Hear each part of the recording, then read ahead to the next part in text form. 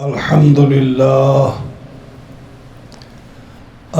لله رب العالمين والعاقبة للمتقين والصلاة والسلام على سيد الأنبياء والمرسلين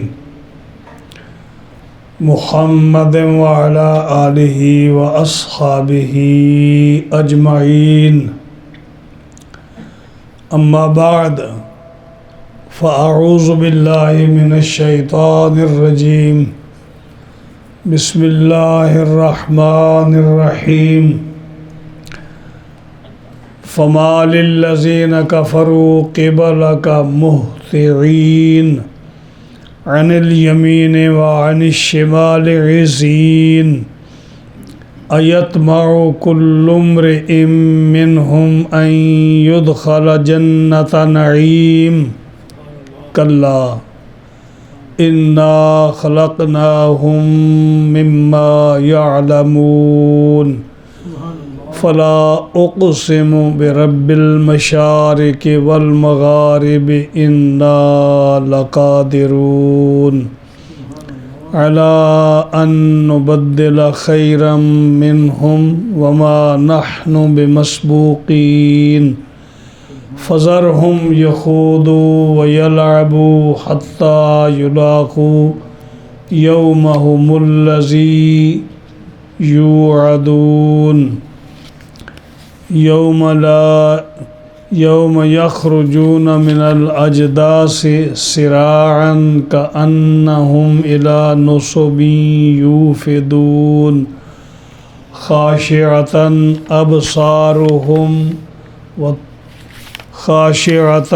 أبصارهم ترهقهم ذلة ذلك اليوم الذي كانوا يوعدون.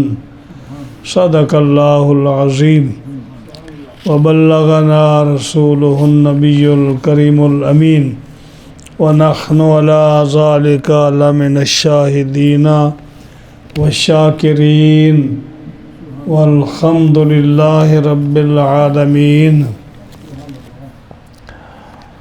مولاي صل وسلم دائما أبدا على حبيبك خير الخلق كلهم فإن من جودك الدنيا وضرتها ومن علومك علم اللوح والقلم.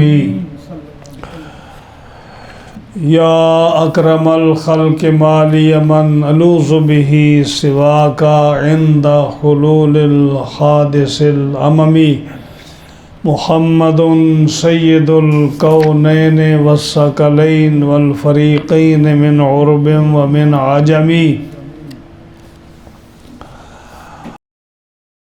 فإن فضل رسول الله ليس له حد فيعرب عنه ناطق بفمه. دعمت دعته النصارى في نبيهم واحكم بما شئت مدحا فيه والحكم. فمبلغ العلم فيه أنه بشر وأنه خير خلق الله كلهم. جاءت لدعوته الأشجار ساجدة تمشي إليه على ساق بلا قدم. يا رب بالمصطفى بلغ مقاصدنا واغفر لنا ما مضى يا واسع الكرم. فاغفر لناشدها واغفر لقارئها سألتك الخير يا ذا الجود والكرم. مولاي صل وسلم دائما أبدا على حبيبك خير الخلق كلهم. معززین حاضرین و سامعین کرام، قرآن مجید برہان رشید سے ہم نے سورۃ معارج کی آخری آیات کریمہ اور دوسرا رکوع ہے سورت کا وہ تلاوت کیا ہے. آیات نمبر 46 سے 44 तक ये 9 आयात करीमा हमने तिलावत की हैं। इंशाअल्लाह अज़ीज़ इन 9 आयात करीमा का तर्जुमा तफसीर आपकी खिदमत में अर्ज़ करेंगे। दुआ है कि रब्बे करीम हमारे इस दर्स को, तर्जुमा और तफसीर को अपनी बारगाह लम यज़ल में कबूल फरमाए और मुझे और आपको उस पर अमल की तौफीक अता फरमाए। ये सूरत जो है ना, मारिज का माना होता है बुलंदी पर जो सीढ़ियाँ जाती हैं ना, वो उसको मारिज बोलते हैं। जैसे 7 आसमान है, पहला, दूसरा, तीसरा मारिज है। तो इसमें चूँकि वो इन चीज़ों का ज़िक्र हुआ तो इसका नाम मारिज पड़ गया। मैंने पहले दर्स में उसकी वजाहत की थी। आज के दर्स में कुफ़ार का ज़िक्र है। पहले दर्स में भी कुफ़ार का ज़िक्र था, जो पहली हमने गालिबन 17 आयात करीमा पढ़ी थी। 18 आयात करीमा उनमें कुफ़ार का ज़िक्र था कि उनका क्या हाल होगा क़यामत के दिन। उसके बाद जो हमने पिछला दर्स दिया उसमें 17 आयात करीमा हमने पढ़ी थी। इंसान की सूरत बयान की कि इंसान जो है ना बेसब्रा पैदा किया गया है, लेकिन हमने ज़िक्र किया था कि 8 किस्म के लोग हैं जो बहुत अच्छे हैं, जिनके अंदर ये खसलत नहीं आती, और वो मुसलमानों की और ईमानदारों की सिफ़ात थी। आज के दर्स में टोटल जो है कुफ़ार का ज़िक्र है और उनके अज़ाब का ज़िक्र है। इंशाअल्लाह उसके बारे में अर्ज़ करते हैं। कुफ़ार क्या करते कि जब नबी करीम सल्लल्लाहु अलैहि वसल्लम को बैठा हुआ देखते तो गिरोह दर गिरोह आकर आपके कुछ दाएं बैठ जाते, कुछ बाएं बैठ जाते और आपकी बातें सुनते, आपको देखते और मजाक और इस्तेहज़ा करने के लिए आपके जो इरशादात होते उनको फिर मजाक की सूरत में पेश करते। ईमान तो लाना नहीं था, तो मज़ाहिया तौर पर आपकी बातों को लेते और मजाक करते, क्योंकि वो ईमान तो लाने के मूड में नहीं थे, तो मजाक करने के मूड में थे और आपकी आयतों को झुठलाने और जो है बातों को झुठलाने और आपको तकलीफ़ पहुंचाने के ख्याल में रहते, तो इसलिए इकट्ठे हो जाते।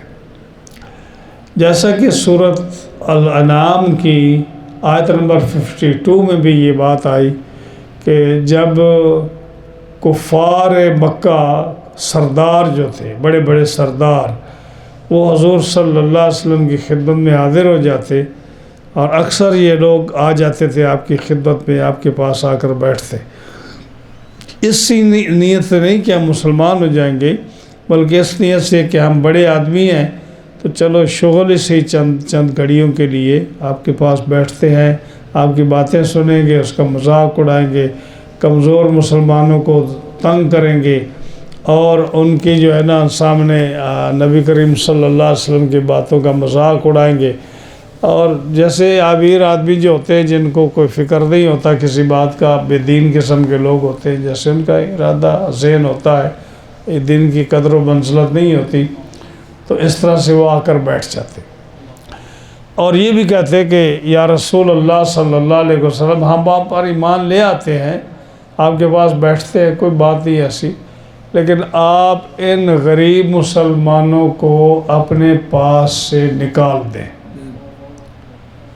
जब हम बड़े बड़े आदमी, खाते पीते आदमी, मशहूर जो मक्के के सरदार हैं, जो कुरैश के सरदार हैं, जब आपके पास बैठे तो हम नहीं चाहते कि कोई भी गरीब मुसलमान हमारे आस पास बैठे। इनके कपड़े फटे पुराने होते हैं, इनके जिस्म से पसीने की बू आती है, یہ مزدوری کرنے والے لوگ ہیں، یہ کم نچلی قوم کے لوگ ہیں، یہ ہمارے غلام ہیں، یہ مزدور ہیں۔ ہماری انسلٹ ہے کہ جب یہ لوگ آپ کے پاس بیٹھے ہوں اور ہم بھی آپ کے پاس بیٹھے۔ اگر ہم کے پاس بیٹھتا ہے، اگر آپ چاہتے ہیں کہ ہم ایمان لے آئیں، اگر آپ چاہتے ہیں کہ ہم آپ کے پاس بیٹھیں، آپ ہمارے پاس بیٹھیں، تو سوسائٹی جو ہے وہ ہمارے جیسی ہونی چاہیے۔ غریب آدمی، پھٹے پرانے کپڑے والا آدمی، بھوکا غریب مزدور آدمی، نچلی قوم کا آدمی ہمارے پاس نہیں بیٹھنا چاہیے۔ ہاں، سبحان اللہ۔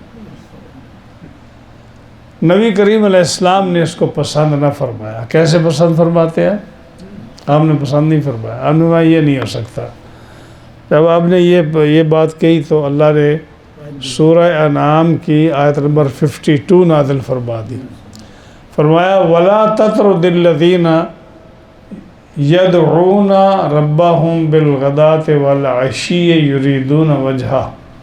اے میرے محبوب، یہ جو غریب لوگ ہیں نا، حضرت بلال جیسے، حضرت عمار بن یاسر جیسے، حضرت یاسر جیسے، حضرت خباب بن ارت جیسے، حضرت عبداللہ بن مسعود جیسے، یہ جو چند آدمی آپ پر ایمان لائے ہیں اور یہ مزدور اور غلام ہیں، محنت کش ہیں، وَلَا تَطْرُدِ الَّذِينَ، ان کو اپنے سے دور نہ کریں، ان کو اپنے سے دور نہ کریں۔ یہ کون لوگ ہیں؟ الَّذِينَ يَدْعُونَ رَبَّهُمْ بِالْغَدَاةِ وَالْعَشِيِّ، یہ صبح و شام اللہ کی تسبیح بیان کرتے ہیں، اللہ کا ذکر کرتے ہیں، اللہ کو یاد کرتے ہیں، تو یہ اللہ کو بہت پیارے ہیں، ان کو آپ دور نہ کیجیے۔ یریدون وجہہ، اور یہ جو اللہ کا ذکر کرتے ہیں نا، یہ اپنے نام نموز کے لیے، اپنی شہرت کے لیے نہیں کرتے، بلکہ یہ اللہ کی خاص رضامندی کے لیے، اس کو راضی کرنے کے لیے، اس کی محبت میں آ کر یہ اللہ کا ذکر کرتے ہیں، اس کی رضا چاہتے ہیں۔ تو کفار کا کیا طریقہ ہوتا تھا کہ وہ صرف حضور صلی اللہ علیہ وسلم کے گرد بیٹھتے اور ترچھی نظروں سے آپ کو دیکھتے اور غریبوں کا مذاق اڑانے کے لیے دیکھتے بیٹھتے اور آیات کا مذاق اڑانے کے لیے بیٹھتے، اور چونکہ آپ جو جنت کا ذکر کرتے، دوزخ کا ذکر کرتے، قیامت کا ذکر کرتے، قیامت پر تو ان کا ایمان نہیں ہوتا تھا، جنت کو وہ مانتے نہیں تھے، دوزخ کو مانتے نہیں تھے، مرنے کے بعد اٹھنے کو، دوبارہ زندہ ہونے کو وہ مانتے نہیں تھے۔ جب مرنے کے بعد دوبارہ زندہ ہونے کو وہ نہیں مانتے تھے تو جنت دوزخ کو کیسے مانتے؟ اور وہ کہتے کہ جنت جو ہر وقت لگائی ہوئی ہے، دیکھو اگر یہ غریب پھٹے پرانے کپڑوں والے، اگر یہ مزدور، اگر یہ جنت میں گئے نا تو ان سے پہلے اللہ ہمیں بھیجے گا۔ کیوں؟ کہ دیکھو اس دنیا میں بھی تو اللہ نے ان کو پیدا کیا نا، اور ہمیں بھی پیدا کیا، تو ہمیں اتنا امیر بنایا، ہمیں ایسے خاندان میں پیدا کیا، ہم سردار بن گئے، اور یہ اسی طرح غریب ہیں، کپڑا ان کے پاس نہیں ہے، کھانے پینے کا سامان ان کے پاس نہیں ہے، تو اگر یہ اللہ کے پیارے ہوتے تو ان کو رب تعالیٰ سردار بنا دیتا، اچھا لباس دیتا، اچھا کھانے پینے کا دیتا۔ ان کے پاس جو کچھ نہیں ہے نا، تو اللہ ان سے راضی نہیں ہے۔ اللہ ہمارے اوپر خوش ہے کہ اس نے ہمیں ساری نعمتیں دی ہیں۔ اور فرمایا کہتے تھے کہ قیامت کے دن اگر جنت میں جائیں گے نا، اگر یہ جائیں گے تو ان سے پہلے ہم جائیں گے، یہ ان کے ذہن میں تھا۔ اللہ تعالیٰ جل شانہ نے کیا ارشاد فرمایا؟ فرمایا فَمَا لِلَّذِينَ كَفَرُوا قِبَلَكَ مُهْطِعِينَ، ان کافروں کا کیا حال ہے میرے محبوب، یہ کیا کرتے ہیں، یہ آپ کی طرف بڑی تیز نگاہ سے دیکھتے ہیں۔ آپ کو جب آپ جہاں بھی بیٹھتے ہیں اپنے صحابہ کی جربت میں، یہ آپ کی طرف بڑے غور سے دیکھتے ہیں، تیز نگاہ سے دیکھتے ہیں، آپ کی باتیں سننے کے لیے، آپ کے نقص اور عیب نکالنے کے لیے آپ کے پاس بیٹھتے ہیں۔ عن الیمین و عن الشمال عزین، دائیں طرف بھی بیٹھتے ہیں گروہ بنا کر اپنے ساتھیوں کے ساتھ، بائیں طرف بھی بیٹھتے ہیں عزین، گروہ در گروہ، آپ نے جو ساتھی ہیں ان کو بلا کر آپ کے پاس بیٹھتے ہیں۔ اچھی نیت سے نہیں بیٹھتے، اس ارادے سے نہیں بیٹھتے کہ آپ اللہ کے رسول ہیں، اللہ کا پیغام آپ سے سنیں گے، قرآن مجید کی آیات سنیں گے، برکتیں حاصل کریں گے، بلکہ یہ دائیں بائیں اس لیے بیٹھتے ہیں کہ نظر رکھیں، بڑے غور سے دیکھتے ہیں، تیز نگاہوں سے دیکھتے ہیں، آپ کے منہ سے نکلی ہوئی اللہ کی آیات اور قرآن کریم کی آیات اور باتوں کو سنتے ہیں، اور اس میں کیڑے نکالنے کے لیے، اعتراض کرنے کے لیے، لوگوں کو سنا کر ان کا ایمان کمزور کرنے کے لیے یہ بیٹھتے ہیں، یہ کام کرتے ہیں۔ اور پھر جو کہتے ہیں کہ اگر یہ غریب جنت میں جائیں گے تو ہم ان سے پہلے جائیں گے۔ اَيَطْمَعُ كُلُّ امْرِئٍ مِّنْهُمْ أَن يُدْخَلَ جَنَّةَ نَعِيمٍ، کیا ان کافروں میں سے ہر شخص یہ تمنا رکھتا ہے، یہ طمع کرتا ہے، یہ امید رکھتا ہے کہ اس کو نعمتوں والی جنت میں داخل کیا جائے گا؟ یعنی یہ کہتے ہیں کہ غریبوں سے پہلے ہم جنت میں جائیں گے، ایمان لاتے نہیں ہیں اور جنت نعیم میں جانے کا یہ ارادہ رکھتے ہیں، کلا ہرگز نہیں، ہرگز نہیں، یہ نہیں ہو سکتا، یہ نہیں ہو سکتا کہ یہ جو ہے ایمان بھی نہ لائیں اور غریبوں پر کو لعن طعن بھی کریں، ان کا مذاق بھی اڑائیں، قرآن کی آیتوں کا مذاق اڑائیں، میرے محبوب کی مجلس میں آ کر مذاق بے ادب ہو کر بیٹھیں اور پھر تمنا کریں، یہ امید رکھیں کہ ہم ان کو جنت دیں گے، کلا ہرگز نہیں، یہ نہیں ہو سکتا۔ اِنَّا خَلَقْنَاهُم مِّمَّا يَعْلَمُونَ، ہم بے شک ہم نے ان کو پیدا فرمایا جس چیز سے یہ وہ جانتے ہیں، یہ وہ جانتے ہیں، یعنی جو دنیا کا نظام ہے تخلیق کا، کہ جیسے ہم انسان کو پیدا کرتے ہیں، یہ جانتے ہیں کہ ہم کیسے پیدا ہوئے، یعنی غریب کیسے پیدا ہوا، امیر کیسے پیدا ہوا، اور سردار کیسے پیدا ہوا، ایک غلام اور مزدور کیسے پیدا ہوا، یہ سب جانتے ہیں کہ ہم نے ان کو کیسے پیدا کیا۔ کیسے کہ غریب بھی ایک منی کے ایک قطرے نطفے سے پیدا ہوا، اور یہ سردار جو ہیں، یہ امیر لوگ جو ہیں، یہ بھی ایک اس پانی کے قطرے سے، منی کے قطرے سے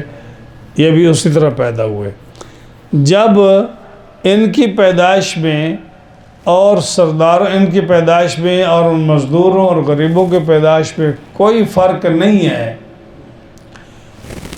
یہ کوئی اسپیشل پیدائش ان کی نہیں ہے، یہ بھی اسی طرح پیدا ہوئے جو ہمارا طریقہ ہے پیدا کرنے کا، اور وہ بھی اسی طرح پیدا ہوئے، تو یہ کیسے ہو سکتا ہے کہ وہ جنت میں جائیں گے تو یہ بھی جنت میں چلے جائیں گے؟ جنت میں جانے کے لیے پیدائش کا ایک طریقے کا ہونا ضروری نہیں ہے، جنت میں جانے کے لیے کس کا ضرورت ہے؟ ایمان کی۔ ہاں جی، فرمایا جنت میں جانے کے لیے کس کی ضرورت ہے؟ ایمان کی ضرورت ہے۔ فرمایا ان الذین آمنوا وعملوا الصالحات اولئک هم خیر البریہ، ہاں جی، جو لوگ ایمان لائے، اچھے عمل کیے، ان کے لیے آخرت اچھی ہے، جنت ہے ان کے لیے۔ ان الذین کفروا من اہل الکتاب والمشرکین فی نار جہنم خالدین فیہا اولئک هم شر البریہ، اور جن لوگوں نے کفر کیا، برے عمل کیے، ہاں جی، اسلام کو قبول نہ کیا، ہاں جی، مشرک کافر جتنے بھی ہیں ان کے لیے جہنم کی آگ ہے، اور وہ ان کے لیے بری جگہ ہے وہ، خیر البشر البریہ ان کے لیے ہے۔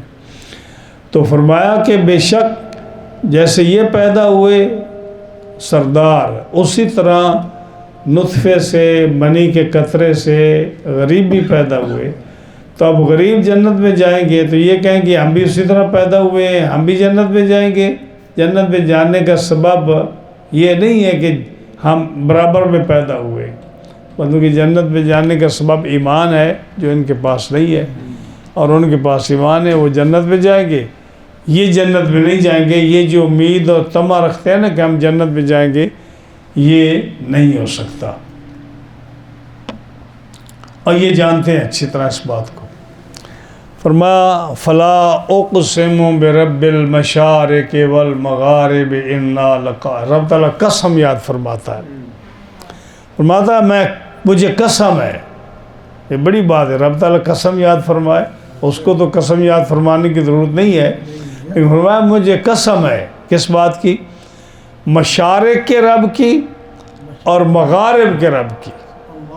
دیکھو قرآن مجید میں یہ 3 جگہ پہ 3 قسم کے صیغے آئے ہیں۔ سورہ بقرہ پہلے سپارے میں، سورہ بقرہ کی آیت نمبر 115، اس میں آیا وَلِلَّهِ الْمَشْرِقُ وَالْمَغْرِبُ، اللہ کے لیے مشرق ہے اور اللہ کے لیے مغرب ہے، یعنی مشرق بھی اللہ کی ہے، مغرب بھی اللہ کی ہے۔ سورۃ الرحمن میں آیت نمبر 17 میں فرمایا رب المشرقین و رب المغربین، کہ 2 مشرقوں کا رب بھی اللہ ہے اور 2 مغربوں کا رب بھی اللہ ہے۔ سورہ بقرہ میں فرمایا مشرق اور مغرب واحد کا صیغہ، ایک مشرق ایک مغرب، رائٹ مولانا؟ اور سورۃ الرحمن نے فرمایا مشرقین مغربین، 2 مشرقوں کا رب اور 2 مغربوں کا رب، ہاں جی۔ اور سورۃ الاعراف آیت نمبر 137 میں، اور یہ جو سورۃ معارج ہے آیت نمبر 40 میں، یہاں جمع کا صیغہ فرمایا کانوا یستضعفون مشارق الارض و مغاربہا، اور یہاں فرمایا فلا اقسم برب المشارق والمغارب، یعنی ساری مشرقوں کا رب اور ساری مغربوں کا رب، یہ جمع کا صیغہ ہے۔ اب یہ لوگ جو ہے نا، مجھے یاد ہے میں ایک دفعہ پاکستان گیا تو ایک صاحب نے مجھ سے، اس کی سمجھ میں تھا بڑا مشکل سوال کر رہا ہوں میں اللہ غری کے رحمت فرمایا فوت ہو گیا، اس نے مجھ سے یہ سوال کیا کہ یہ مشرقین اور مغربین آیا ہے تو اس سے کیا مراد ہے؟ 2 مشرق 2 مغرب ہے، اور رب المشارق آیا، رب المغارب کیا ہے؟ میں کہا ٹھیک ہے جی۔ تو ایک جگہ میں فرمایا وَلِلَّهِ الْمَشْرِقُ وَالْمَغْرِبُ، ایک مشرق ہے مغرب، یعنی آپ سے بھی کوئی پوچھے کہ مشرق کس طرف ہے، آپ کہیں یہ جس طرف سورج نکلتا ہے، مغرب کدھر ہے؟ جدھر سورج غروب ہوتا ہے۔ اس میں کوئی لمبی چوڑی وضاحت کی ضرورت نہیں، یہ مشرق ہے یہ مغرب ہے، ہاں جی۔ اور جہاں مشرقین مغربین آتا ہے، فرمایا کہ سردیوں میں سورج اور جگہ سے نکلتا ہے، گرمیوں میں اور جگہ سے نکلتا ہے، یعنی جو ہے نا اس میں تھوڑا فرق ہوتا ہے، ہاں جی۔ جو سردیوں میں سورج نکلتا ہے وہ ایک مشرق ہے، اور جو گرمیوں میں سورج نکلتا ہے وہ دوسرے مشرق ہے، یہ مشرقین ہے۔ اور جب غروب ہوتا ہے تو یہ بھی اسی طرح ہے کہ سردیوں میں سورج اور جگہ غروب ہوتا ہے، گرمیوں میں سورج اور جگہ غروب ہوتا ہے۔ یہ آپ جا کے نا کسی وقت چیک کر سکتے ہیں، آپ پریکٹیکلی آپ کو علم ہو جائے گا اس بات کا۔ اور جو فرمایا نا رب المشارق، بہت ساری مشرقیں ہیں بہت ساری مغربیں، اس کے لیے وضاحت یہ ہے کہ سال کے کتنے دن ہیں؟ 365، ہاں جی 365 ڈیز ہیں۔ ہر روز سورج جو ہے نا نئی جگہ سے نکلتا ہے، پہلے ایک جگہ سے نکلا، چاہے وہ دوسرے دن اس سے آدھا انچ آپ کو معلوم ہو، اگرچہ آسمان بہت بڑا ہے، آدھا انچ کی بات نہیں ہے، بہت فاصلے کے ساتھ نکلتا ہوگا، لیکن ہمیں آدھا انچ لگے گا، یا لگے گا اسی جگہ سے ہے، بہت عرصے کے بعد لگے گا یہ تھوڑی جگہ چھوڑ گیا ہے، لیکن ہر روز سورج جب طلوع کرتا ہے جگہ چھوڑتا ہے، دوسری جگہ نکلتا ہے، اور جب غروب ہوتا ہے تو اسی طرح 365 دنوں میں ہر نئی جگہ غروب ہوتا ہے۔ تو یہ کیا فرمایا؟ رب المشارق والمغارب، کہ مغرب میں بھی بہت ہے، مشارق بھی بہت ہے، لیکن اس کا خلاصہ کیا ہے، اس کا مقصد کیا ہے؟ اس کا نتیجہ میرے دوستو یہ ہے کہ سورج ادھر سے نکلے، ادھر سے نکلے، ادھر سے نکلے، ادھر سے نکلے، ادھر سے نکلے، یہاں غروب ہو، وہاں غروب ہو، وہاں غروب ہو، وہاں جہاں مرضی غروب ہو، ان ساری جگہوں کا مالک کون ہے؟ اللہ۔ یہ مقصد ہے۔ ہاں جی، رب المشارق والمغارب، قسم ہے مجھے مشارق کے رب کی اور مغارب کے رب کی۔ یہ قسم یاد فرما کر رب تعالیٰ کیا فرمانا چاہتا ہے؟ اِنَّا لَقَادِرُونَ، ہاں جی، ہم ہر چیز پر قادر ہیں، ہم جی ہم ہر چیز پر قادر ہیں۔ خاص کر کس چیز پر قادر ہیں؟ کیا کرنا چاہتے ہیں؟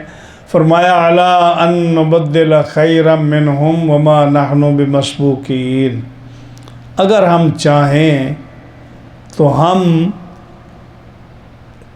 ان کو خیر سے بدل دیں، اگر ہم چاہیں تو خیر میں بدل دیں، وَمَا نَحْنُ بِمَسْبُوقِينَ، اور یہ ہم سے نکل کر کہیں نہیں جا سکتے، ہم اتنے کمزور نہیں ہیں کہ ہم سے بھاگ جائیں۔ تفصیل اس کی یہ ہے، فرمایا کہ اگر ہم چاہیں ان کو ہم ختم کر دیں، ان کی جگہ نئی قوم لے آئیں، ان کی جگہ نئی قوم، جیسے سورہ محمد کی آخری آیت میں یہ جو فرمایا وَإِن تَتَوَلَّوْا يَسْتَبْدِلْ قَوْمًا غَيْرَكُمْ، فرمایا کہ یہ جو ہاں انتم ہؤلاء، پچھلی آیت جو اس آیت پوری آیت کا جو مضمون ہے وہ یہ ہے کہ یہ لوگ جو ہے نا یہ بخیل ہیں، اللہ کے راستے میں خرچ نہیں کرتے، ہاں جی، یہ لوگ اللہ کے راستے میں خرچ نہیں کرتے، اور جو اللہ کے راستے میں خرچ نہیں کرتا وہ نقصان اپنا کرتا ہے، رب کا نقصان نہیں کرتا۔ اور اگر تم اسی طرح رہو گے اور اللہ کی بات نہیں مانو گے، اس کے دین پر عمل نہیں کرو گے، تو اگر تم پیٹھ پھیر جاؤ گے اس کے احکام سے، اس کے حکم سے، اس کی باتوں سے، اگر تم پشت پھیر جاؤ گے، نہیں مانو گے، وَإِن تَتَوَلَّوْا يَسْتَبْدِلْ قَوْمًا غَيْرَكُمْ، تمہاری جگہ اللہ اور قوم لائے گا، قومًا غیرکم ثم لا یکونوا امثالکم، جو تمہاری طرح نہیں ہوگی، وہ بہترین قوم ہوگی، ان کے اندر کسی قسم کا عیب نہیں ہوگا، وہ اللہ کے خاص بندے ہوں گے۔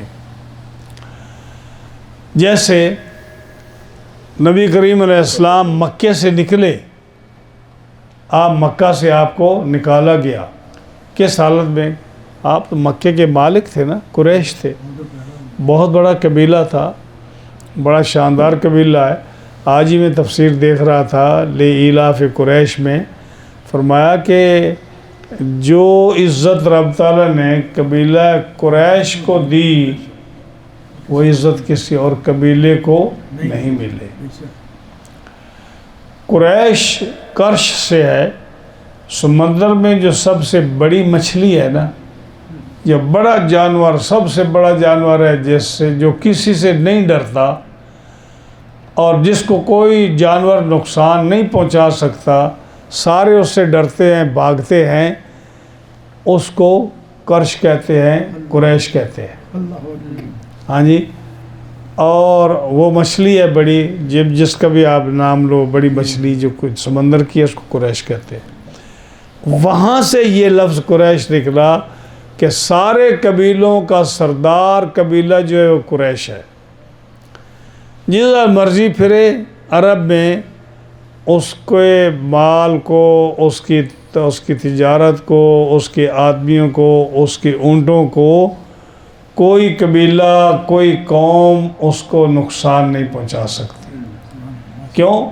کہ یہ کعبۃ اللہ کے متولی ہیں، یہ کعبہ کے مالک ہیں، یہ زمزم پلاتے ہیں، حاجیوں کا خیال رکھتے ہیں، یہ بڑے رسپیکٹیبل پیپل ہیں، یہ بڑے مشہور خاندان ہے، یہ بڑے شجاع ہیں، ان کی عزت بھی کرتے ہیں، ان سے ڈرتے بھی ہیں، اس لیے اس کا نام کیا ہے؟ قریش، لِإِيلَافِ قریش۔ اور رب تعالیٰ نے بھی اس طور میں 7 اوصاف ذکر کیے قریش کے، کہ 7 فضیلتیں ہیں قریش کی جو ہم نے ان کو دی ہیں۔ تو آپ صلی اللہ علیہ وسلم قریش کے فرد تھے، کتنی عزت آپ کی تھی، کتنی رسپیکٹ آپ کی تھی، کہ عبد المطلب سردار تھے، پھر ان کے بیٹے ابو طالب وہ سردار تھے، اور پورے عرب میں ان کا ڈنکا تھا، ہاں جی، اور ان کی جان آپ ابو طالب بھی اور عبد المطلب بھی حضور صلی اللہ علیہ وسلم پر جان نشاور کرتے تھے۔ تو آپ کا کیا مقام تھا؟ بلند مقام تھا آپ کا۔ جب عرب سے آپ کو نکالا گیا تو اللہ تعالیٰ نے آپ کو کون سی قوم دی؟ انصار دی۔ اور انصار نے جب بیعت عقبہ پہلی اور بیعت عقبہ ثانیہ، جو حج کے موقع پر حضور کے ہاتھ پر جب انہوں نے بیعت کی، ہاں جی، پہلی میں جو تھے 10 افراد کے قریب تھے، اور دوسری میں 70 72 74 کے قریب تھے، جن میں ایک عورت بھی تھی۔ انہوں نے کیا کہا؟ انہوں نے کہا کہ جیسے ہم اپنی بیوی بچوں کی حفاظت کرتے ہیں، ہم آپ کی اس سے بڑھ کر حفاظت کریں۔ ہاں جی، تو انہوں نے کر کے دکھایا۔ ہاں جی، انصار نے جو قربانیاں دی ہیں، نبی کریم علیہ السلام ان سے اتنے خوش تھے۔ آپ بخاری اٹھا کر دیکھیں، نبی کریم علیہ السلام کی حدیث ہیں، نبی کریم علیہ السلام نے فرمایا، اے اللہ، انصار سے میں خوش ہوں، تو بھی خوش ہو جا۔ انصار کے لیے اور انصار کے بچوں کے لیے، ان کے اولادوں کے لیے نبی کریم علیہ السلام نے خاص دعا فرمائی۔ ہاں جی، اور ایک موقع پہ فرمایا کہ انصار تم کیا سمجھتے ہو کہ میں مکے والے مسلمان ہو گئے تو میں مکہ چلا جاؤں گا؟ مکے والوں کو مال لے جانے دو اور میں محمد تمہارے ساتھ جاؤں گا۔ آج دیکھو مدینہ منورہ کی کیا شان ہے، نبی کریم علیہ السلام کا روضہ اطہر انصار کے جرمٹ میں ہے، اور یہ کتنا شرف ہے انصار۔ تو کیا فرمایا؟ اللہ تعالیٰ نے فرمایا کہ ہم اس بات پر قادر ہیں کہ ہم اس سے بہتر قوم دے دیں، ان کو بدل دیں۔ اب اس کے 3 معنی مفسرین نے بیان فرمائے ہیں۔ بعض نے تو یہ کہا کہ اللہ نے بدل دیا، ایک ترجمہ یہ ہے کہ بدل دیا۔ کیا بدلا؟ کہ ان کی جگہ اللہ نے مہاجرین دے دیے، اللہ نے اپنے محبوب کو، اور انصار دے دیے۔ یعنی پہلے وہ کافر تھے، حضور علیہ السلام کی برکت سے یہ لوگ مسلمان ہو کر مہاجر بن گئے اور انصار بن گئے۔ تو انصار اور مہاجر آپ کے خدام ہو گئے، تو اللہ نے ان کو بدل دیا، یہ قومیں علیحدہ ہو گئیں۔ ایک یہ ترجمہ ہے۔ دوسرا ترجمہ لوگوں نے یہ کیا کہ اللہ تعالیٰ نے نئی قوم تو نہیں دی کہ اگلے مر جائیں اور نئی قوم پیدا کر دے، وہ تو نہیں دی، لیکن کیا کیا؟ ان کے کفر کو ایمان سے بدل دیا۔ یعنی سارے کافر پہلے تھے نا، حضرت عمر کافر تھے، ابو بکر پہلے دن سے ایمان لے آئے، یہ حضرت خالد بن ولید پہلے کافر تھے، عمر بن عاص کافر تھے، یہ کتنے بڑے بڑے کافر تھے۔ رب تعالیٰ نے ان کو مومن بنا دیا، ان کو کفر کو ایمان سے بدل دیا۔ ایک یہ ترجمہ۔ تیسرا ترجمہ یہ کیا کہ یہ لوگ جو تھے، ان کو رب تعالیٰ نے ان کے کفر کو ایمان سے بدل دیا، اور انصار اور مہاجرین کو رسول اللہ کی خدمت میں پیش کر دیا، اور ان کی بالکل نوعیت بدل گئی ان لوگوں کی کہ یہ ایسے حضور کے خادم بن گئے کہ ایسا آدمی کہیں ڈھونڈے سے بھی نہیں ملتا۔ تو فرمایا ہم اس چیز پر قادر ہیں کہ ہم ان کو بدل دیں، وما نحن بمسبوقین، اور یہ ہم سے نکل کر کہیں نہیں جا سکتے، ہم ان کو پکڑ سکتے ہیں، ان کو عذاب دے سکتے ہیں، ان کو ہلاک کر سکتے ہیں، جیسے کہ بدر کے میدان میں یہ مارے گئے اور ان کی جو ہے نا بالکل طاقت ختم ہو گئی بدر کے میدان میں، احد کے میدان میں، خندق میں تو بالکل ہی ختم ہو گئے۔ اللہ فرماتا ہے جل شانہ،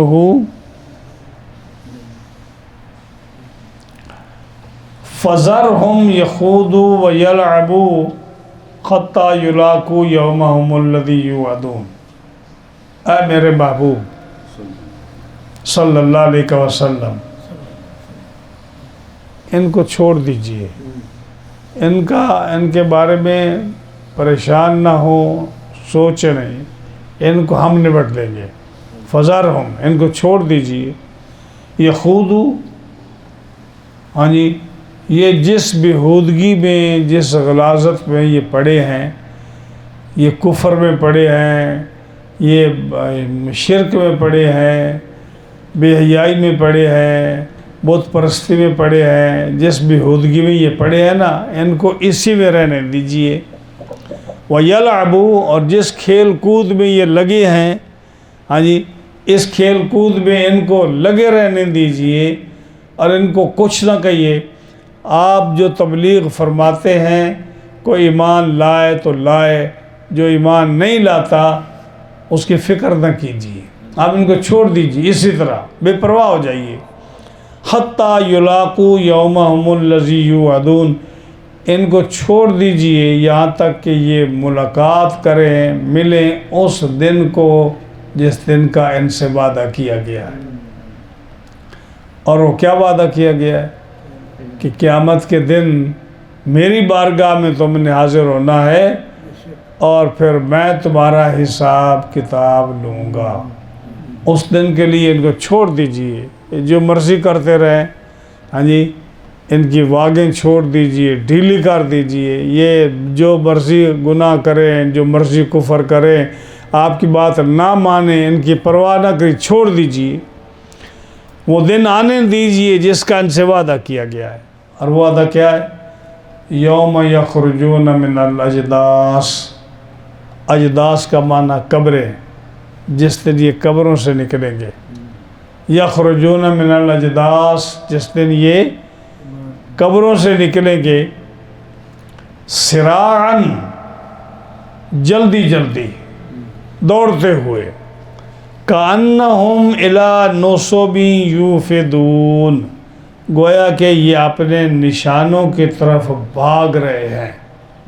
اس کی میں آپ کو وضاحت بتاؤں کہ نشانوں کی طرف بھاگ رہے ہیں، یعنی یہ لوگ قیامت پر تو ایمان نہیں رکھتے، قیامت پر ایمان نہیں رکھتے، ڈے آف ججمنٹ کو نہیں مانتے، جنت اور دوزخ کو نہیں مانتے، لیکن جب یہ ہمارے قبضے میں آئیں گے، یہ مریں گے، مرنے کے بعد جب قیامت کا دن آئے گا اور یہ قبروں سے اٹھیں گے، اس وقت کسی کے اختیار میں کچھ نہیں ہوگا، کسی کے اختیار میں کچھ نہیں ہوگا۔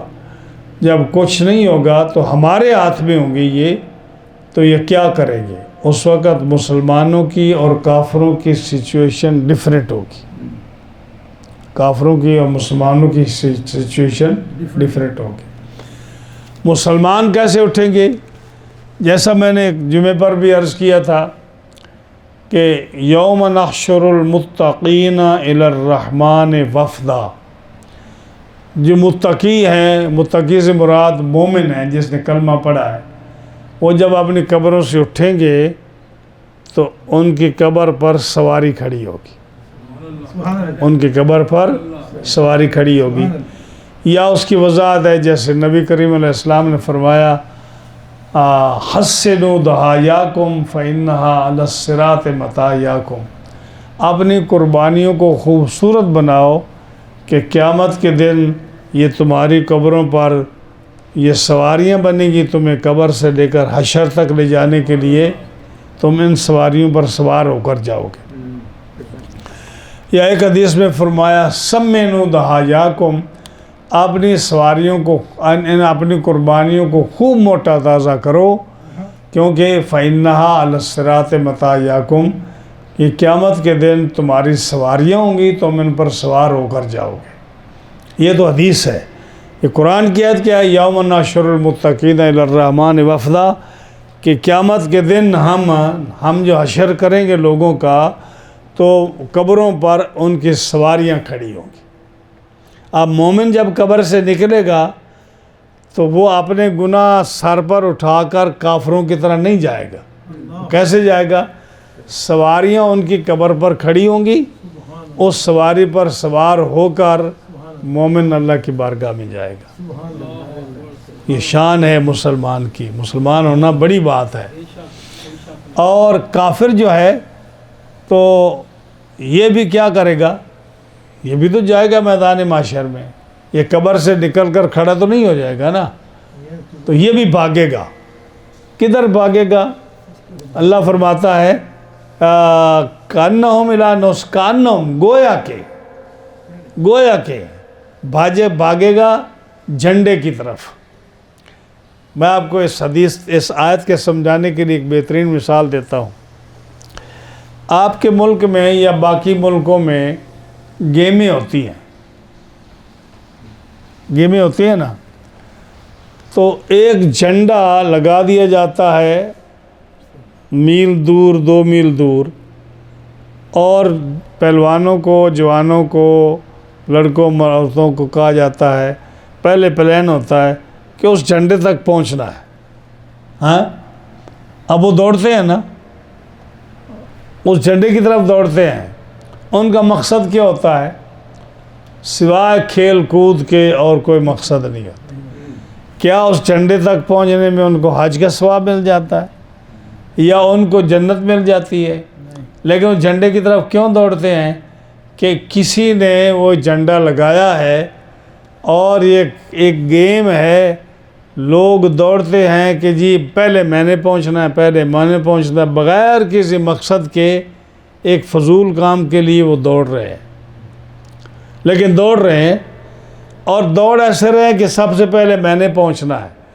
جب قیامت کا میدان قائم ہوگا، کافر اپنی پریشانی میں، اپنی جو ہے نا فکر میں، کہ ان کو پتہ نہیں ہوگا کہ میں نے کہاں جانا کہاں نہیں جانا، یہ نہیں پتہ ہوگا، لیکن جیسے یہ بغیر مقصد کے جھنڈے کی طرف دوڑتا ہے نا کھیلنے والا، کافر بھی اس میدان معاشر کی طرف ایسے دوڑے گا کہ میں نے وہاں پہنچنا ہے، حالانکہ اس کو کوئی فائدہ اس کا نہیں ہوگا۔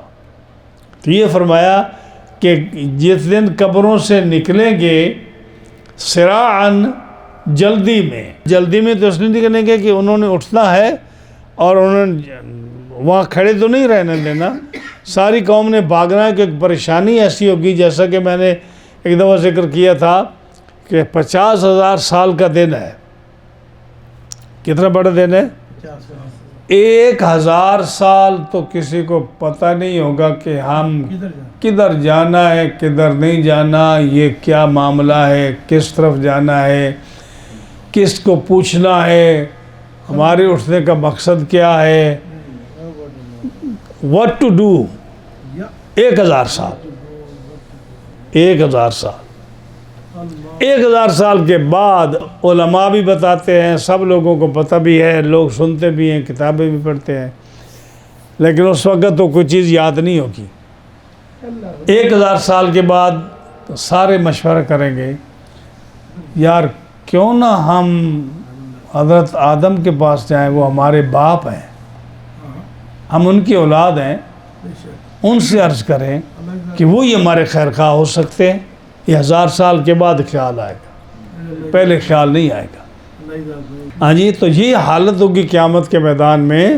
تو جب قبر سے نکلیں گے لوگ تو اس جیسے جھنڈے کی طرف میں نے بتایا نا لوگ بھاگتے ہیں بغیر کسی مقصد کے، اسی طرح میدان معاشر سے کی طرف جو ہے نا یہ کافر لوگ ایسے بھاگیں گے گویا کہ جھنڈا لگا ہوا ہے اور ان کو بتایا گیا کہ جھنڈے پر پہنچنا ہے، سارے ایسے دوڑتے جا رہے ہیں، لیکن مسلمان سواریوں پر ہوں گے عزت کے ساتھ، اللہ علیہ، کافر جو ہے پریشانی کے عالم میں دوڑتے جائیں گے۔ ہاں جی، کاننا گویا کہ مثال دی ہے، گویا کہ وہ دوڑ رہے ہیں جھنڈے کی طرف جو اس کے لیے گاڑا گیا ہے، سبحان اللہ۔ لیکن حالت کیا ہوگی؟ مسلمان کی شان تو یہ ہوگی کہ وہ اس کو کوئی پریشانی نہیں ہوگی، پولیس راز سے گزرے گا، نور سامنے ہوگا، پاؤں کے ٹخنے سے اور پاؤں کے جو انگوٹھے سے نور نکلے گا، پورا گھر روشن ہو جائے گا۔ جیسے آپ گاڑی چلاتے ہو نا، رات کو لائٹیں آن ہوتی ہیں نا تو کوئی اندھیرا لگتا ہے، اسی طرح مومن کے انگوٹھے سے دو نور نکلیں گے، پیر سے دو نور، دو لائٹیں ہوتی ہیں نا، ہاں جی کتنے مثالیں صاف ہے، دو لائٹیں ہوتی ہیں نا، دو نور نکلیں گے، مومن پلس راز سے ایسے گزر جائے گا، ہاں جی روشنی میں۔ ہاں جی منافق کے لیے وہ کہے گا یار، اگلے گاڑی والے کو کہے گا یار تھوڑا سا آہستہ چل، میں تیری روشنی میں بھی جا رہا ہوں، مجھے بھی آنے دے، یعنی اس کے بعد روشنی نہیں ہوگی۔ مومن کی تو یہ شان ہوگی، ہر آدمی اپنے عمل کے لحاظ سے پلس راز سے گزرے گا۔ ہاں جی، جو جہنم کے اوپر پول ہے نا، جہنم کے اوپر پول ہے، جہنم اس پول سے گزر کر جنت میں جانا ہے۔ ہاں جی، ہر آدمی اپنے عمل کے لحاظ سے سب سے تیز عمل کے ساتھ کون گزرے گا؟ سیدہ خاتون جنت، اوئے ہوئے، ہاں جی حکم ہوگا کہ حضور کی صاحبزادی آ رہی ہیں، نبیوں، فرشتوں، ولیوں، نیک لوگوں، آنکھیں نیچی کر لو، آپ بجلی کی طرح گزر جائیں گے، 70,000 حوروں کے چربن گزر، یہ شان ہے سیدہ خاتون جنت کی، گزر جائیں گی۔ پھر کوئی بجلی کی رفتار میں، کوئی گھوڑے کی رفتار میں، کوئی اونٹ کی رفتار میں، کوئی دوڑنے کی، کوئی جہاز کی رفتار میں، کوئی میزائل کی رفتار میں، کوئی کسی رفتار میں، کوئی کسی رفتار میں۔ اس دن پتہ چلے گا کہ جناب یہ آپ کی نیکیاں کتنی ہیں، آپ کتنی نیکیوں کے مالک ہیں، اس وقت پتہ چلے گا آپ کی کیسی تسبیحاں ہیں، آپ کی کیسی عبادات ہیں، آپ کے اندر کیسا تقوی ہے، کیسی پرہیزگاری ہے، سب کچھ وہاں پتہ چل جائے گا۔ ہاں جی، کوئی آدمی چلنے کی صورت میں، کوئی پیدل، کوئی اونٹ پر، کوئی اس رفتار سے گزرے، لیکن الحمدللہ مومن کو جو ہے آرام سے گزر جائے گا۔ لیکن کافر کا حال کیا ہوگا؟ فرمایا کافر کی حالت یہ ہوگی کہ وہ ایک تو اس کو پتہ نہیں ہوگا میں نے جانا کدھر ہے، ایسے منہ اٹھا کے جانوروں کی طرح چل رہا ہوگا، لیکن دوڑ رہا ہوگا، پتہ نہیں ہوگا کہاں جانا ہے۔ لیکن ہوگا کیا؟ خاشعۃ ابصارہم ترہقہم ذلہ، آنکھیں جھکی ہوئی ہوں گی شرم کی وجہ سے، کیونکہ پتہ نہیں ہوگا میں نے کیا کرنا ہے، میرے پاس کیا ہے، کوئی عذاب ہوگا، بوجھ ہوگا، گناہوں کا، آنکھیں جھکی ہوں گی، خاشعۃ ابصارہم، آنکھیں نیچی، ترہقہم ذلہ، ذلت سوار ہوگی سر پر، مومن عزت سے جائے گا، کافر اس پر ذلت سوار ہوگی، ذلت سوار ہوگی۔ ذالک الیوم الذی کانوا یوعدون، فرمایا یہ ہے ان کا وہ دن جس کا ان سے وعدہ تھا، یہ ہے وہ دن جس کا ان سے وعدہ تھا۔ آج دیکھو کفار کو آپ جتنی مرضی آیتیں پڑھ کے سنائیں، ہے کسی کو خیال کوئی؟ آپ کسی کو سنا رہے، ان کے کان پر جوں ہی نہیں رینگتی۔ ہاں جی، حالانکہ وہ دیکھتے ہیں نا، وہ دیکھتے ہیں کہ مسلمان 5 ٹائم مسجد میں نماز کے لیے جاتے ہیں، روزہ رکھتے ہیں، کافر اپریشیٹ کرتے ہیں، یار یہ روزہ رکھتے ہیں ماشاءاللہ بہت اچھا کام کرتے ہیں، لیکن تم کیوں نہیں رکھتے؟ تم اس اسلام پر عمل کیوں نہیں کرتے؟ تم مسلمان کیوں نہیں ہوتے؟ بھائی دیکھتے ہو کہ مسلمان 5 ٹائم مسجدوں میں نماز کے لیے جاتے ہیں، وضو کر کے جاتے ہیں، جمعہ کے لیے جاتے ہیں، کافر سب کچھ دیکھتے ہیں۔ اتنا عقل ہے ان میں، اتنا ذہن ہے، مسلمانوں کو ہائر کرتے ہیں، اپنی کمپنیوں میں ان کو رکھتے ہیں، پیسے بناتے ہیں، بزنس کرتے ہیں پوری دنیا میں۔ یہ تو نہیں کہ ان کے پاس عقل نہیں ہے۔ کیا آپ نے عقل کو کبھی استعمال کیا کہ یہ مسلمان ہیں، ہم مسلمان کیوں نہیں ہوتے؟ کبھی پوچھا کہ یہ مسلمان کیوں ہیں، ہم کیوں کافر ہیں؟ کہ ان کے یعنی رب تعالیٰ نے ان کے سامنے یہ چیز پوشیدہ رکھی ہوئی ہے، جس کی قسمت میں اسلام ہوگا وہ ایمان لائے گا۔ ہاں جی، جس کی قسمت میں نہیں ہے وہ کیسے ایمان لائے گا؟ ہاں جی، کیونکہ فرمایا کہ یہ کافر جو ہے نا، یہ ایمان کیوں نہیں لاتے؟ کیونکہ ان کے دل میں اتنا ادب و احترام ہی نہیں ہے کہ نبی کے پاس بیٹھتے ہیں، یہ اللہ کا نبی ہے، اللہ کا خاص بندہ ہے، اس کے پاس بیٹھنے سے ہمارے اوپر رحمت کا نزول ہوتا ہے۔ ہاں جی، وہ صحابہ کرام کا یہ نظریہ تھا، اور وہ دیکھتے تھے کہ حضور کے پاس بیٹھنے سے رحمت کا نزول ہوتا ہے، اللہ خوش ہوتا ہے، ہاں جی، اور رحمت بھیجتا ہے۔ کفار اس چیز کا خیال ہی نہیں کرتے تھے۔ آج بھی دیکھ لو کتنے مسلمان ہیں، اچھے اچھے مسلمان ہیں، لوگ ان کے کام کی تعریف کرتے ہیں، یہ بہت اچھا مسلمان ہے جی، نماز پڑھتا ہے، روزہ رکھتا ہے، حج کرتے۔ حج پر دیکھو سارے لوگ دنیا نہیں دیکھتی کہ کتنے حج پر لوگ جاتے ہیں، لیکن کافر کیوں متاثر نہیں ہوتا؟ اس لیے کہ اس کے دل میں وہ اتنا ادب و احترام اس کا نہیں ہے، رب تعالیٰ نے اس کی قسمت میں لکھا نہیں ہے۔ تو فرمایا قیامت کے دن یہ رب سے ملیں گے اور اس دن کو دیکھیں گے جس دن کا ان سے وعدہ کیا گیا قیامت کے دن پہ۔ اور قیامت کا دن تو ہر آدمی نے، جو بھی نیک ہوگا یا کافر ہوگا، مسلمان ہوگا یا ایماندار ہوگا، غیر مسلم ہوگا، اس دن کو دیکھنا ہے۔ اللہ تعالیٰ کا بے شمار انعام ہے ہم مسلمانوں پر کہ جن کو رب تعالیٰ نے اسلام دیا، مسلمانوں کے گھروں میں پیدا کیا، اگرچہ ہمارا اس میں کوئی کمال نہیں ہے، مسلمانوں کے گھروں میں ہم پیدا ہو گئے۔ کمال تو ان لوگوں کا ہے جو کافر کے گھر میں پیدا ہوئے اور مسلمان ہوئے۔ ہمارا کوئی کمال نہیں ہے کہ ہم تو مسلمان کے گھر میں پیدا ہوئے۔ ہاں، جیسے عیسائی کے گھر میں عیسائی پیدا ہوتا ہے، یہودی کے گھر میں یہودی پیدا ہوتا ہے، ہندو کے گھر میں ہندو پیدا ہوتا ہے۔ ہاں جی، اور اسی طرح ہوتا ہے نا، مسلمانوں کے گھر میں ہم پیدا ہو گئے، یہ ہمارا کوئی کمال نہیں ہے، لیکن ہمیں اللہ کا شکر تو ادا کرنا چاہیے نا کہ مولا تیرا شکر ہے کہ ہمیں مسلمانوں کے گھر میں پیدا کیا، مسلمان بنایا۔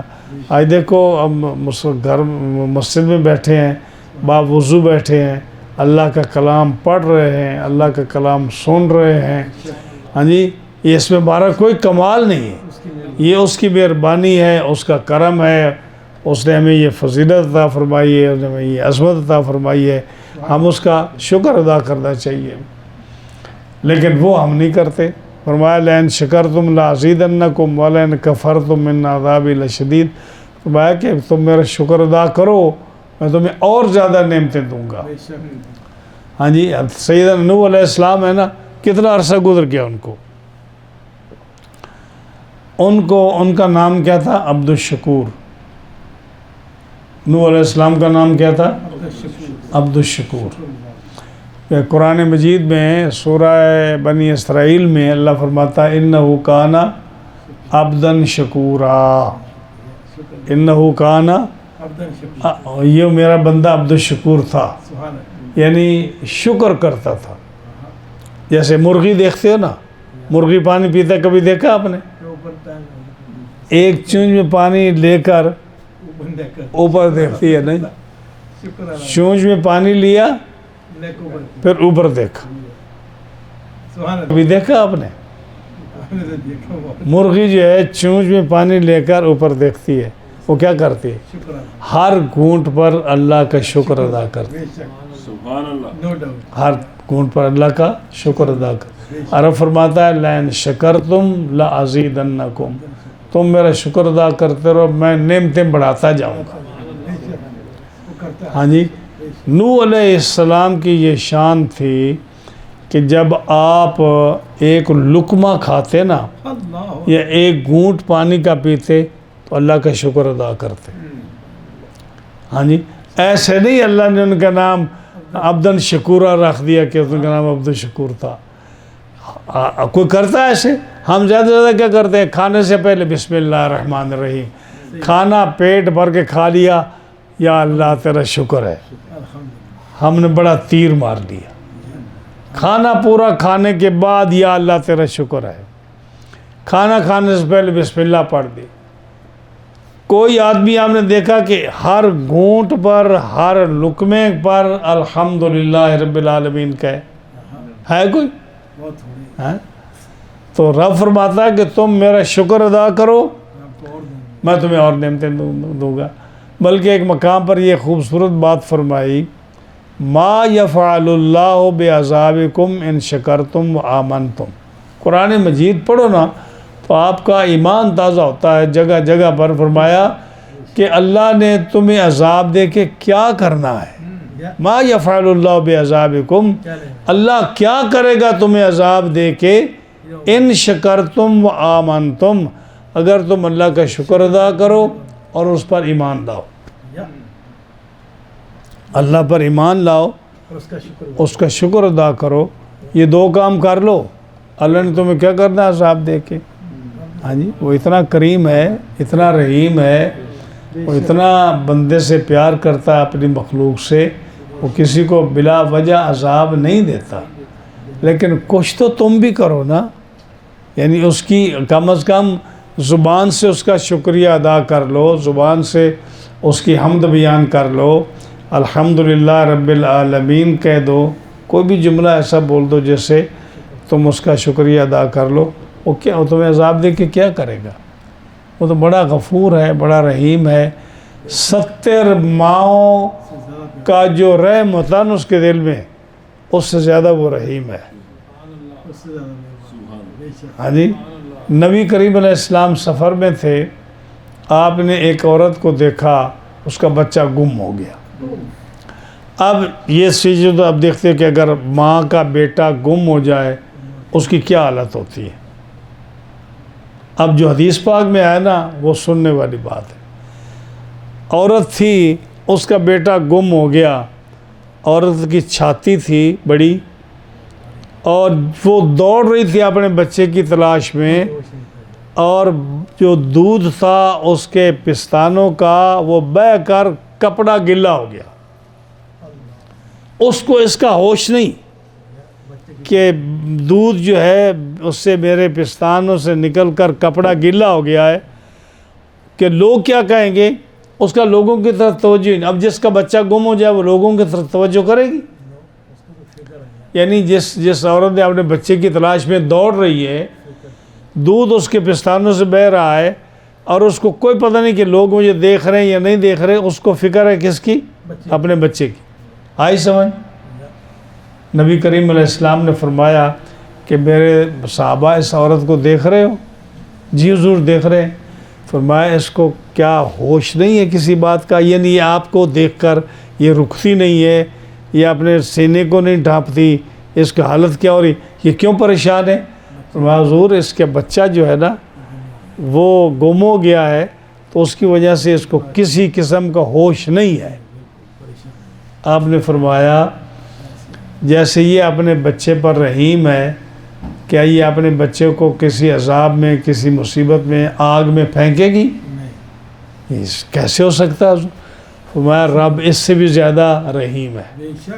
جیسے یہ اپنے بچے پر رحیم ہے نا، حالت دیکھ رہے ہو، رب اس سے بھی زیادہ رحیم ہے. آپ بتائیے کہ اللہ تعالیٰ کسی کو عذاب دے گا؟ لیکن کیا ان شکرتم وآمنتم، کم از کم تم ایمان تو لاؤ نا، اللہ کا شکر تو ادا کرو. یہ کرو، اللہ تمہیں کسی قسم کا عذاب تکلیف نہیں دے گا. اللہ تعالیٰ ہمیں بھی اللہ کا شکر ادا کرنے کی توفیق عطا فرمائے.